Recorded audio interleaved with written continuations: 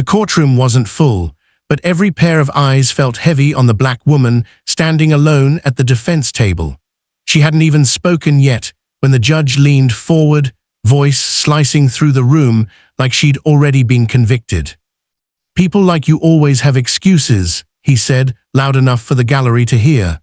Murmurs followed, judgment, suspicion, quiet mockery. She tightened her grip on the small folder of documents she brought, her hands steady even as her breath trembled. She knew the truth. She knew what she carried, but the judge didn't care. He interrupted her, dismissed her evidence, and smirked as if this was entertainment. A bailiff whispered something and laughed. Someone in the benches shook their head. Every second pushed her deeper into a corner she didn't deserve to be in. And yet, behind her calm eyes was something none of them recognized, something powerful. But soon, everything changed. Her name was Ariana Lewis, a quiet, disciplined black woman who had built her life on two principles: work hard, stay honest. She lived in a modest apartment, taught free literacy classes on weekends, and dreamed of someday opening a community legal center, a place where people who couldn't afford help would finally have someone on their side. But none of that mattered here. Not in this courtroom. Not with him on the bench. Judge Halvorsen had a reputation, the kind whispered in hallways but never spoken aloud. Arrogant, untouchable, the kind of man who could end careers with a raised eyebrow. People said he hadn't reversed a single ruling in over a decade. When Ariana tried to speak again, he lifted a hand.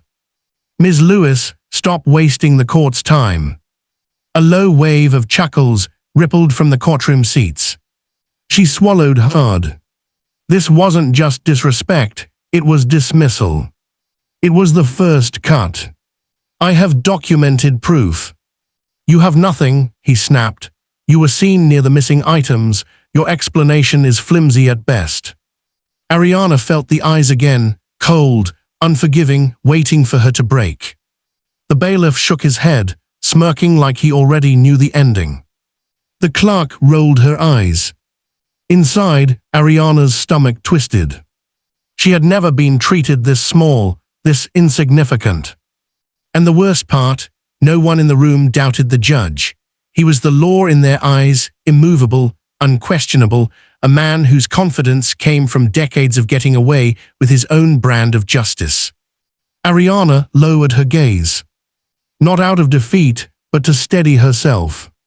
Because the truth she carried, the truth no one here suspected, was far louder than the judge's arrogance. This wasn't the moment she would reveal it. Not yet. The storm needed to build first. The gallery had started to fill. Neighbors, clerks, random townspeople who'd wandered in after hearing that Judge Halvorsen had another one today. Ariana felt their eyes crawling across her skin. Some leaned forward eagerly, as if public shamming was a free show. Others folded their arms, already convinced she was guilty simply because the judge said so. Halvorsen cleared his throat, loud and theatrical. "Let the record show," he said, glancing at the room with a smug half-smile, "that the defendant continues to dodge responsibility." A soft wave of whispers moved through the benches. "She looks nervous. Probably hiding something.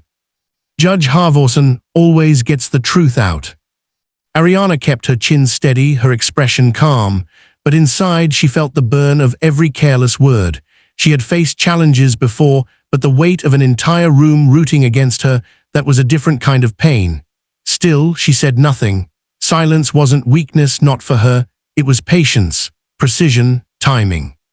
The judge flipped through her documents without actually reading them. "Sloppy, irrelevant. This is what you brought to defend yourself." He tossed the papers onto the desk as if they were trash. The bailiff laughed under his breath. Then a micro-twist. A man in the back row squinted at Ariana, his brow tightening. "Isn't that?" he whispered to the woman beside him. She jolted, eyes widening just a little before she forced her expression back to neutral. Ariana noticed. Halvorsen didn't. "Bailiff," the judge said, "prepare to move forward with sentencing." This is open and shut. Sentencing. Without hearing her evidence. Without allowing her to testify. A gasp fluttered through the crowd. Even those who disliked her seemed surprised by how quickly he was trying to bury her. Ariana took one slow breath. She wasn't afraid. She wasn't breaking. But the humiliation pressed deeper when Halvorsen leaned forward and said, "You should be grateful we're not pursuing harsher charges. Frankly, someone in your position." He didn't finish the sentence, but everyone heard the implication. Another whisper rose in the room, sharper this time. A young man muttered, "This isn't right." A clerk glanced at Ariana's folder again, frowning like she was starting to sense something was off. Pressure built. Doubt simmered among the spectators. Something about Ariana didn't fit the judge's cheap narrative, and people were finally feeling it. But Halvorsen only grew more aggressive, determined to crush her before the truth could surface. And Ariana, still silent, simply waited. For the exact moment, the entire room would regret doubting her. The courtroom held its breath as Judge Halvorsen raised his gavel, ready to seal her fate without a single fair hearing. Ariana finally lifted her eyes, calm, almost serene. "Before you sentence me," she said gently, "there's one line the court should hear." Halvorsen smirked. "Make it quick." Ariana stepped forward, her voice steady enough to cut the silence clean in half. "Your Honor, I'm the federal auditor assigned to investigate your courtroom." The room snapped. Gasps. Chairs creaked.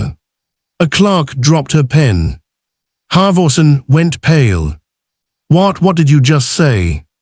Ariana opened her folder, the same one he had mocked, and pulled out a sealed badge and a letter on official letterhead. She placed them on the stand with quiet precision, the way someone places a checkmate piece on a chessboard they've controlled the whole time. The gallery erupted in whispers. "That's impossible. She's the auditor." "Halvorsen's done." Halvorsen's jaw hung open, his arrogance dissolving into something small and frightened. You should have disclosed." Ariana's eyes didn't blink. "I did 3 times, you refused to listen." His throat tightened, his power, the untouchable force he'd flaunted all morning, cracked like thin glass. The clerk stood abruptly. "Judge Halvorsen, protocol states you must recuse yourself immediately." Halvorsen tried to speak, but no words came out, only a dry, stunned breath as the bailiff stepped forward, not to intimidate Ariana this time, but to escort him off the bench. Ariana remained perfectly still. No yelling. No revenge speech. Just truth delivered with dignity. Justice didn't need violence. It only needed to be seen.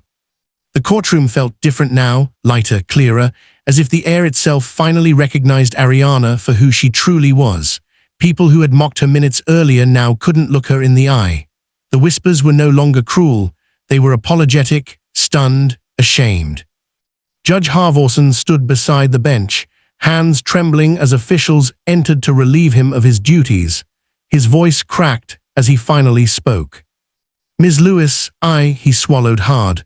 "I owe you an apology. My behavior was unacceptable." Ariana didn't gloat. She didn't need to. She simply nodded once, a gesture of grace far greater than he deserved. The clerk approached her first. "I'm sorry," she said quietly. "We all judged you before we even listened." Others from the gallery followed, some offering apologies, others simply bowing their heads in respect. Ariana accepted each one with calm dignity.